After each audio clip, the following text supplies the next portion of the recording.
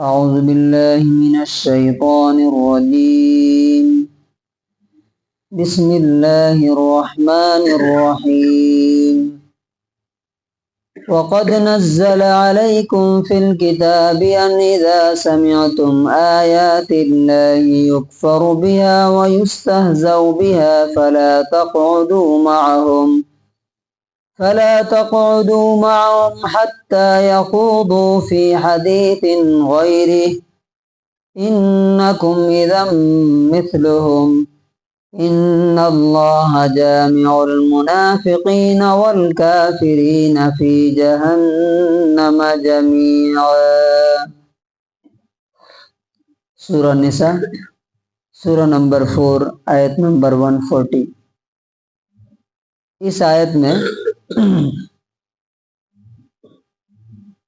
ایک بات سے منع کیا گیا ہے اور یہ بتایا گیا ہے کہ کس کس طرح کے لوگوں کو اللہ تبارک و تعالی جہنم میں ایک ساتھ اکٹھا کرے گا. پہلے ہم ترجمہ دیکھیں گے. وقد نزل علیکم، اور اس اللہ نے تمہارے اوپر اتار دیا ہے، یعنی تمہارے اوپر یہ حکم اتار چکا ہے پہلے، یہ آرڈر. کہاں پہ؟ فی الکتاب، کتاب کے اندر. کون سا حکم ہے وہ؟ ان اذا سمعتم آیات اللہ، کہ جب تم سنو کہ اللہ کی آیتوں، اللہ کے ورسز کو، یکفر بہا، انکار کیا جا رہا ہے، ریجیکٹ کیا جا رہا ہے، وَيُسْتَهْزَأُ بِهَا، اور اس کا مذاق اڑایا جا رہا ہے. یعنی اللہ کی آیتوں کو کیا کیا جا رہا ہے؟ انکار کیا جا رہا ہے اور ان کا مذاق اڑایا جا رہا ہے. تو فَلَا تَقْعُدُوا مَعَهُمْ، تو ان کے ساتھ مت بیٹھنا، حَتَّى يَخُوضُوا فِي حَدِيثٍ غَيْرِهِ، کب تک؟ جب تک کہ وہ لوگ دوسری بات نہ کرنے لگیں. کون سی بات چھوڑ کے؟ اللہ کی آیتوں کا انکار، اس کا مذاق چھوڑ کر کے دوسری بات نہ کرنے لگیں، تب تک ان کے پاس مت بیٹھنا. اور اگر بیٹھے تو انکم اذا مثلہم، تم بھی انہی کی طرح ہو جاؤ گے. ان اللہ، بے شک اللہ تعالی، جامع المنافقین، منافقوں کو جمع کرنے والا، اکٹھا کرنے والا ہے. کن کے ساتھ؟ والکافرین، کافروں کو، ادھرمیوں کو، فی جہنم جميعا، جہنم میں ایک ساتھ. یعنی اللہ تعالیٰ کافروں اور منافقوں، ہپوکریٹس کو ایک ساتھ جہنم میں جمع کرنے والا ہے. اس کا انگلش ٹرانسلیشن ہے And he has already sent down upon you in the book that when you hear the verses of Allah are recited, they are rejected and denied and ridiculed. So do not sit with them until they enter into another conversation. Indeed, you would then be like them. Indeed, Allah will gather the hypocrites and disbelievers in hell altogether. اس آیت سے ایک بہت اہم بات معلوم ہوتی ہے. وہ کیا؟ کہ گناہ کرنے والا اور گناہ کو بیٹھ کر کے دیکھنے اور سننے والا دونوں کون ہیں؟ برابر ہیں. اب آپ سوچئے ایگزامپل کے طور پہ، ایک جگہ کسی کا مرڈر ہو رہا ہے تو لوگ وہاں پہ رکتے ہیں کہ بھاگ جاتے ہیں؟ بھاگ جاتے ہیں. کیوں؟ پولیس آئے گی تو ان کو بھی پکڑ کے لے کے جائے گی کہ یہ بھی اس میں تھا. تو مرڈرر کے ساتھ کوئی رکتا نہیں ہے. جہاں چوری ہوتی ہے، چور کے ساتھ کوئی رکتا ہے؟ نہیں رکتا ہے. یہاں پر جو بات بتائی گئی ہے کہ جس جگہ پہ، جس مجلس میں، جہاں دوستوں کی محفل لگی ہوئی ہے، وہاں پہ اسلام کے بارے میں ایمان کے خلاف کوئی بات ہو رہی ہے، فار ایگزامپل قرآن کا مذاق اڑائے، قرآن میں کیا باتیں لکھی ہوئی ہے، یہ بھی کوئی کہنے کی بات ہے؟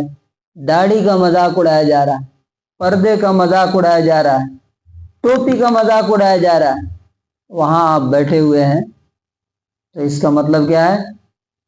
آپ بھی ان میں سے ہی، اور اللہ تعالیٰ کیا کہتا ہے؟ فَلَا تَقْعُدُوا مَعَهُمْ، تم ان کے ساتھ بیٹھنا نہیں۔ یہ کیوں نہیں کہا گیا کہ وہیں پہ روک دینا، ٹوک دینا؟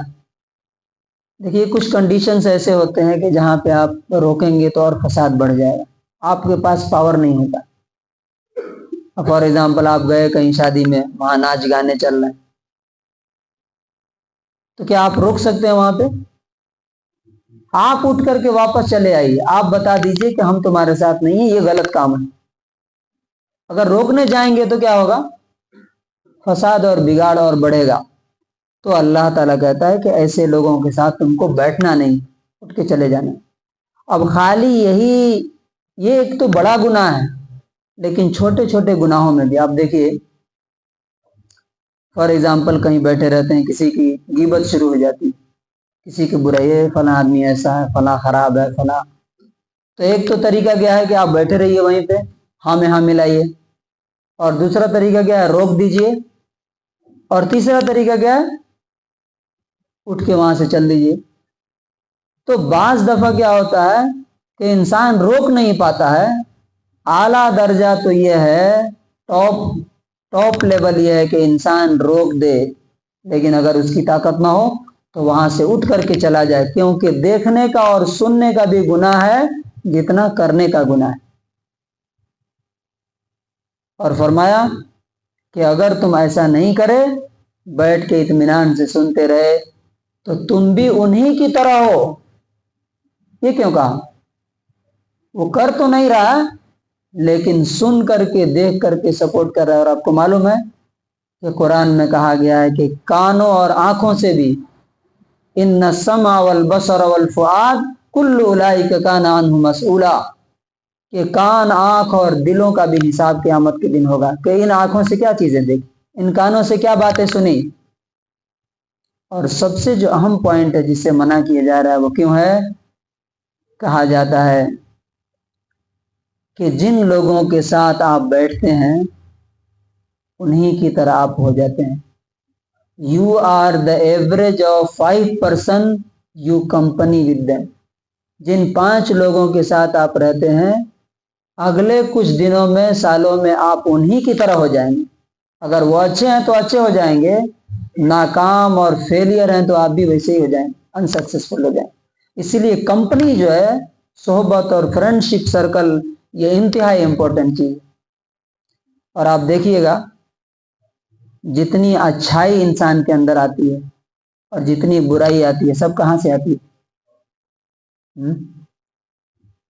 جو بچے سگریٹ پیتے ہیں کہاں سے سیکھتے ہیں؟ صحبت سے سیکھتے ہیں۔ جو ڈرنکنگ سیکھتے ہیں، شراب پینے کا، پرسوں ایک دیکھا، بالکل میرے خیال سے 10-12 سال کا بچہ ہوگا، روڈ کے سامنے سے سگریٹ پیتا ہوا جا رہا۔ میں پکڑ کے پوچھا کہ یہ کیا کر رہے ہیں؟ تمہیں معلوم ہے اتنی اچھی صحت ہے، اتنا خوبصورت چہرہ ہے، تباہ و برباد ہو جاؤ گی۔ تو کہتا ہے کہ میں پیتا رہتا ہوں۔ کہاں سے سیکھتا ہے وہ؟ اور جن لوگوں کو اچھی عادتیں ملتی ہے وہ بھی کہاں سے ملتی ہے؟ صحبت سے ملتی ہے۔ اور لاسٹ میں فرمایا کہ دیکھو اگر تم ان کے ساتھ بیٹھتے ہو، غلط لوگ، اچھا دیکھیے یہ قرآن میں ریپیٹڈلی آیا ہے دوستی کے بارے میں، فرینڈشپ کے بارے میں، سر کہ اچھے لوگوں کے ساتھ رہو، برے لوگوں کے ساتھ مت رہو۔ کیوں؟ دنیا میں انسان جس کے ساتھ ہوگا، جس سے محبت کرے گا، قیامت کے دن اسی کے ساتھ ہوگا۔ نبی صلی اللہ علیہ وسلم نے فرمایا المرء مع من احبا، کہ جس کے ساتھ تمہاری دنیا میں محبت ہے، کمپنی ہے، فرینڈشپ ہے، قیامت کے دن تم اسی کے ساتھ ہوگے۔ تو اگر منافق اور کافر جہنم میں جائیں گے اور تم ان کے ساتھ رہتے ہو تو تم کہاں جاؤ گے؟ تمہارا انجام کیا ہوگا؟ وہی ہوگا، سیم ہوگا۔ تو ہمیں یہ بات خود بھی جاننا چاہیے اور اپنے گھر والوں کو بھی بتانا چاہیے کہ ہمیشہ اچھے لوگوں کے ساتھ رہنا اور جہاں بھی برائی ہو رہی ہو وہاں سے انسان اٹھ کر کے چلا جائے. ہاں یہ نہیں کہا کہ ہمیشہ کے لیے چلے جاؤ، کہا کہ جب دوسری بات شروع ہو جائے تو پھر ان کے ساتھ جاؤ، بیٹھو، ان کو بھی بتاؤ کہ صحیح چیز کیا ہے اور غلط چیز کیا ہے. تو اللہ تعالیٰ ہمیں اس آیت پر عمل کرنے کی توفیق نصیب کرے.